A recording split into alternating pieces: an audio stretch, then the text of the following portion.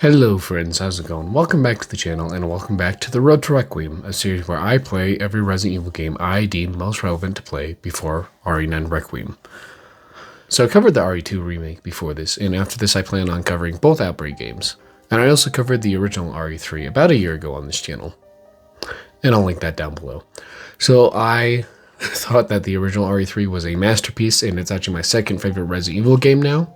So it was interesting to go back to this game, because when it first released, I really loved it, despite its flaws. I thought it was a great game.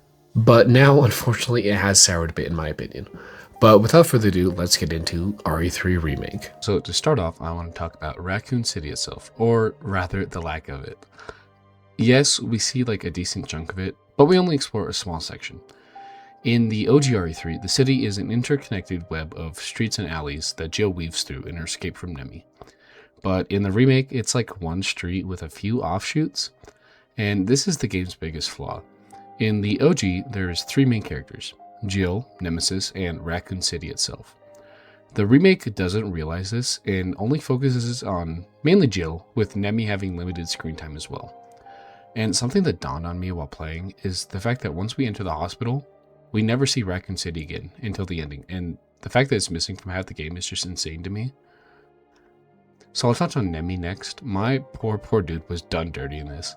In the original, he is just the bane of your existence, just constantly on your tail and providing natural scares as he tries to kill you. But in this, he's regulated to scripted scenes and boss fights. How they didn't just copy and paste Mr. X from the RE2 remake, I will never know. So that is 2 out of the 3 main characters done dirty. And so luckily they didn't mess up Jill, thank God. The best Resi character makes her triumphant debut in the RE engine. Capcom, bring her back, I'm begging, it's not a joke anymore, please. So Nicole Tompkins shines as Jill, bringing a compassionate but hardened edge to our favorite sandwich. There's not much else to say, I just love this version of Jill, and I'm glad they brought her back for Death Island, despite it being weird that she didn't age. So the gameplay in this one is a blend between the RE2 remake with precursor mechanics that we'd later see in RE4 remake. There's tons of ammo and resources, and I never once felt the need to conserve any, as I always had just stacks of it. The newly added dodge function is janky at first, but once you master it, the game becomes way too easy. The puzzles, if you can even call them that, are easy as well. But anyways, let's get into the story of RE3 Remake. So the live action cutscene is kind of jarring, but also kind of cool. So this game came out in April 2020, right at the start of the pandemic. So it was kind of crazy seeing the opening mirror some real life events at that time. But we get introduced to Jill in a POV cutscene that showcases her PTSD from the mansion incident. And man, I wish they leaned into this more. I would love a more psychological Resi in the vein of something like Silent Hill. But we get to see how obsessed she is with Umbrella and the city before being called by Brad. But unfortunately, her phone call is rudely interrupted by Nemi, who is just warning Jill about the fire downstairs, honestly. Right now! Alright, let me grab my...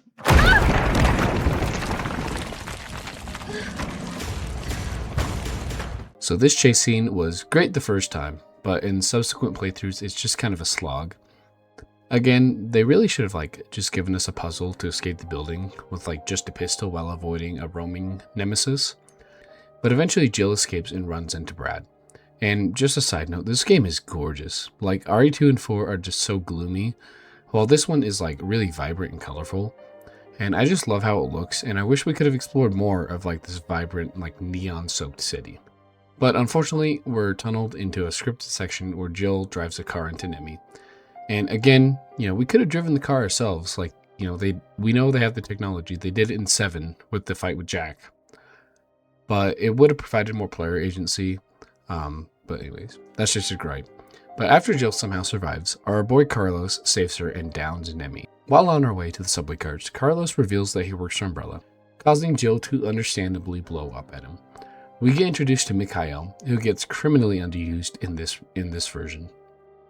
But after this, we get to explore, and most of the areas are open for us, with some being locked by tools that we acquire later. And we meet Nikolai, who kills off a bitten member of his team in a very tense scene.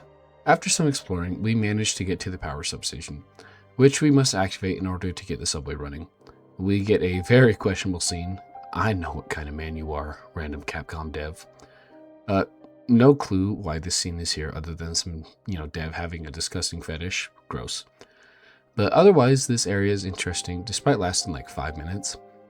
The drain demos have a cool design, but I wish they were around more. Like in the OG, they're scattered around the city and you have to avoid them. But after turning on the power, we're ambushed by Nemi again. And even on standard, he is so easy to put down. It really wasn't much of a chase if you know what you're doing. We turn on the subway and get chased by him again. And after meeting up with the UBCS, Jill sacrifices herself and Nemi chases her once again. Side note, why would you put the "you want stars" line here? It makes no sense. You creepy ass stalker! You want stars? I'll give you stars! We navigate the sewers and find some Hunter Gammas, who are extremely easy to beat if you have the shotgun with you. But after escaping the sewers, we are boxed into a boss fight with Flamethrower Nemi. So this is actually a pretty fun fight, and he has several different moves that you have to deal with. And after defeating him, we get a scene with Kendo, my boy. But unfortunately, we get another scripted chase with Nemi before escaping into the subway with Carlos, who ends up leaving with Tyrell to find Dr. Nathaniel Bard. But soon after, Nikolai betrays Jill as Nemesis boards the train, and our goat Mikhail, with severely limited screen time in this one, ends up sacrificing himself. And honestly, the fact that this is just a cutscene and not a boss fight like in the original just makes me livid. It would have been the perfect opportunity to have the player master the dodge mechanic as they fight Nemesis in a tightly enclosed space. Just yet another missed opportunity. But we end up switching to Carlos, who is at the RPD and witnesses Marvin being bit by the talking zombie Brad. Sorry.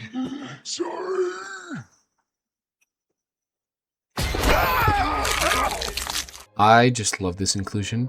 More Marvin is always welcome, and the fact that it was Brad just hits a little bit more. But the obligatory, this should have been Jill rant here, though, it just hits harder to play as Jill in the RPD because Carlos has no connection to this place. Meanwhile, Jill spent years working here and probably recognizes most of the corpses wandering the halls. Plus, the Nemesis boss fight at the RPD gates is just iconic. Although it is pretty cool wandering the RPD as someone other than Leon and Claire. But after reaching the STARS office, Carlos gets a call and we could jump back to Jill. So after emerging from the wreckage, Jill makes her way back onto the streets. And I hate that this is just a single section that we never come back to. Like, just look how pretty Raccoon City is. We should have seen more of it. And as Jill crosses the bridge, Nemesis comes back as a dog for some reason. And we enter a boss fight at the foot of the clock tower.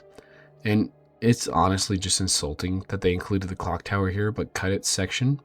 Like, at this point, just don't even include the damn thing if we're not going to go to it. The boss fight here is fine, with the mine rounds being an interesting mechanic that you have to time just right in order to knock Nemi down. But after beating him, Jill is infected with the T-virus and passes out. And she lays there for half a day before Carlos finds her. How a zombie or another BOW didn't kill her, I have no idea. But he brings her to the hospital, and we see the last of Raccoon City for now. While exploring the hospital, Carlos encounters the Hunters, which, these guys look so good in the RE engine. I love these guys. He manages to find Dr. Baird's office, finding him already dead by Nikolai's hand.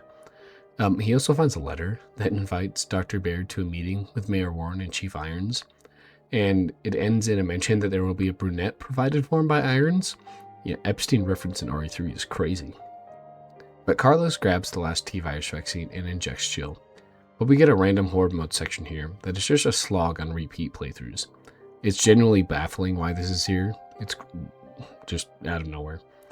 But Jill wakes up and we enter the last part of the game, Nest 2. But before this, she learns that the city is going to get bombed unless they provide a vaccine. So she explores the lab to synthesize a vaccine while fighting several enemies. And after making the vaccine, Nemesis attacks once again and Nikolai steals the vial. And we repeat the clock tower boss fight, and Nemesis ends up getting melted into acid by Carlos. Jill manages to catch up to Nikolai, but they are rudely interrupted as the Nemi blob infests the room. Jill uses her signature 1,000-ton railgun to defeat him. Again, we just needed the stars line here. It would have been Aura. Come on! Next time, take the fucking hit!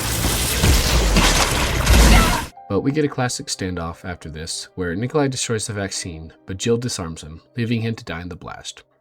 Her and Carlos escape without the aid of my boy Barry, I might add. Seeing him in the RE engine would have just been absolute cinema, and they ride off into the sunset as Raccoon City explodes. There he is.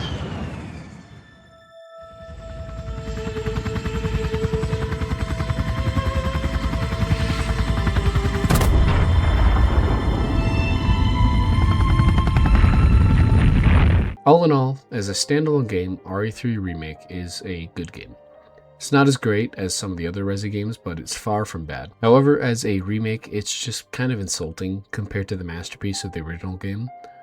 Too much is cut down, and less of a focus on two of the three main characters just drags this game down a lot. So as much as I want to love it, I can't. Unfortunately, I will always compare it to the highs of the original. I'd also like to add Resident Evil Resistance. So this is a multiplayer game in the same vein as something like Dead by Daylight that was packaged in with the base game. And you either play as a survivor or a mastermind. So the survivors must escape a level while solving puzzles and avoiding the mastermind who sets traps and places enemies in order to kill the survivors.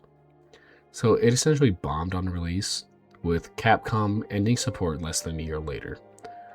It's an okay game, but pretty janky. However, it does have its dedicated fanbase, but in my opinion, they should have just had the team that developed it help create more content for the base game. So before I finish, I have a conspiracy about this game. So I believe that this game sets up Requiem in ways that we have not noticed. So I have 3 points I'd like to point out first. So the first and most obvious one is that this is the last game released that takes place in Raccoon City. And second, there are a few references to Outbreak in this game. The most notable one being we can hear Kevin Ryman, one of the characters from Outbreak, on a radio during a section of the game. Unit 712. We've located 3 injured civilians. Transporting to Spencer Memorial now. RPD dispatch, this is 153. I'm trapped in North Garden with 3 civilians. West side, cafeteria, back of the kitchen. One of us is injured and immobilized. Please advise. The third one, and the most significant of them all, is the post-credit scene for this game.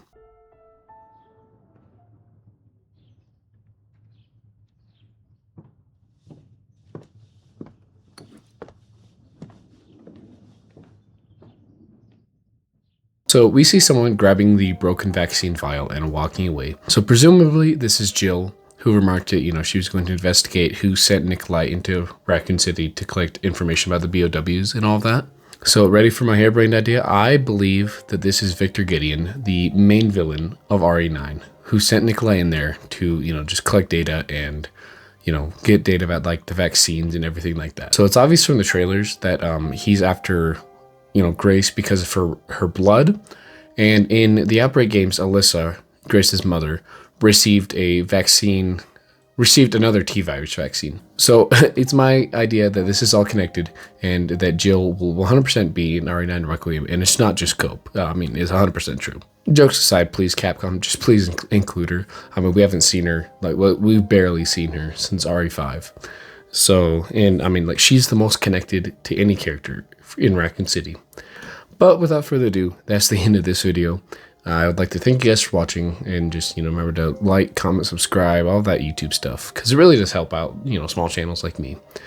And without further ado, I'd like to thank you guys for watching, and have a wonderful day. Bye-bye.